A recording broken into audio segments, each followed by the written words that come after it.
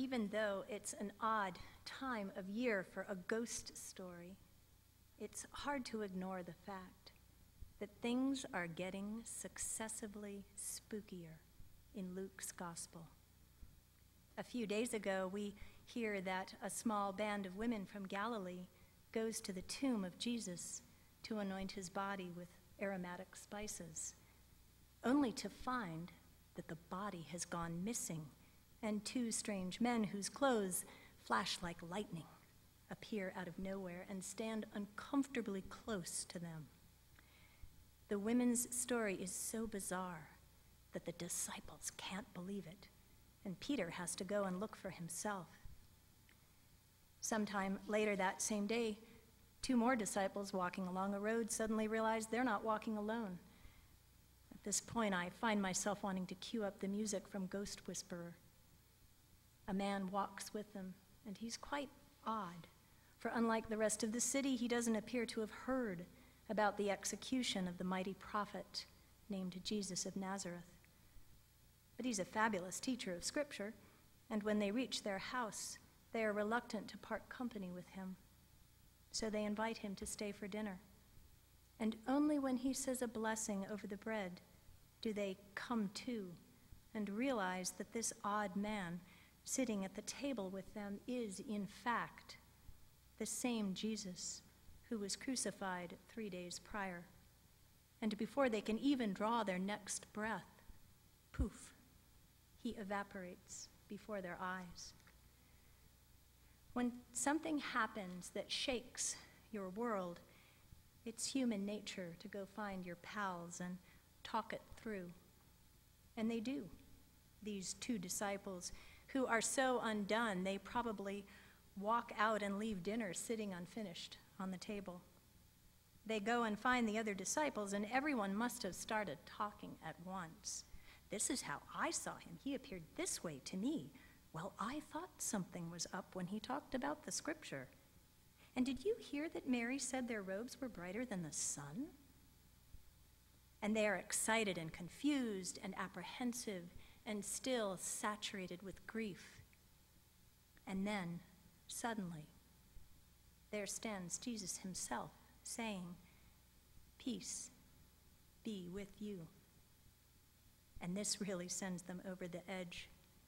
The Greek text suggests that they were terrified and terrified, just to make sure we get how frightening an encounter this was for them.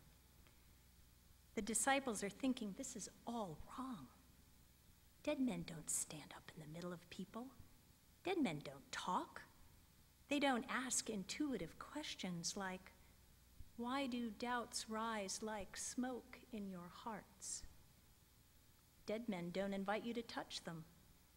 They don't show you the wounds from the nails in their hands and feet. And finally, dead men don't raid the refrigerator.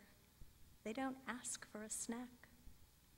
They don't bite or chew or swallow, and they don't exclaim, "Gosh, that was tasty."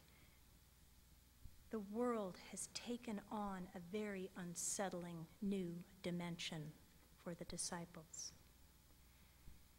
The appearances of Jesus are incomprehensible to them, unbelievable, and wonderful and terrible all at the same time. The disciples are consumed. They can neither think nor speak of anything else. Now, I have a small shred of understanding for how they must have felt.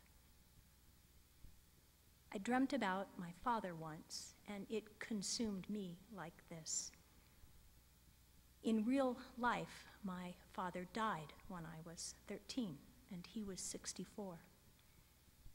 He died in another country. I never saw his body. By the time his body came home to the Maine coast, he'd been cremated, and we were given a small brass urn. I loved him fiercely, just like the disciples loved Jesus. And he was taken away from me much, much too soon. I was just beginning to understand him. Perhaps on hearing this, the disciples might nod and say, "Yeah, we know what you mean."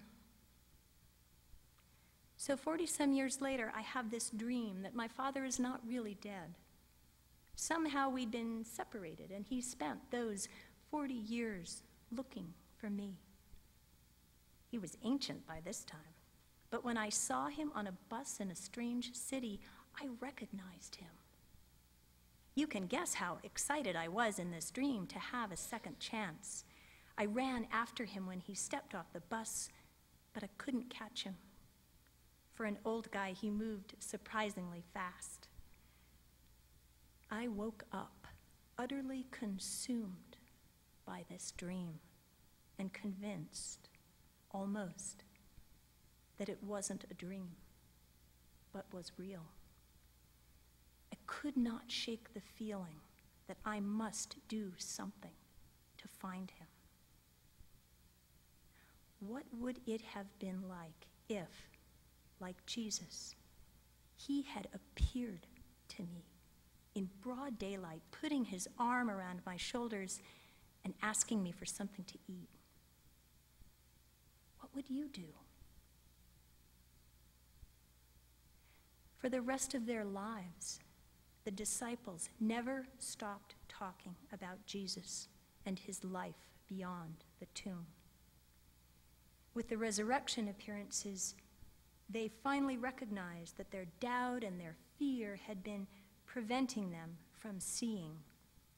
For it is precisely when we are terrified that Christ is standing on the very ground in front of us, his toes touching our toes, looking into our faces until our eyeballs stop shaking, wanting peace for us, offering peace for us, being peace for us.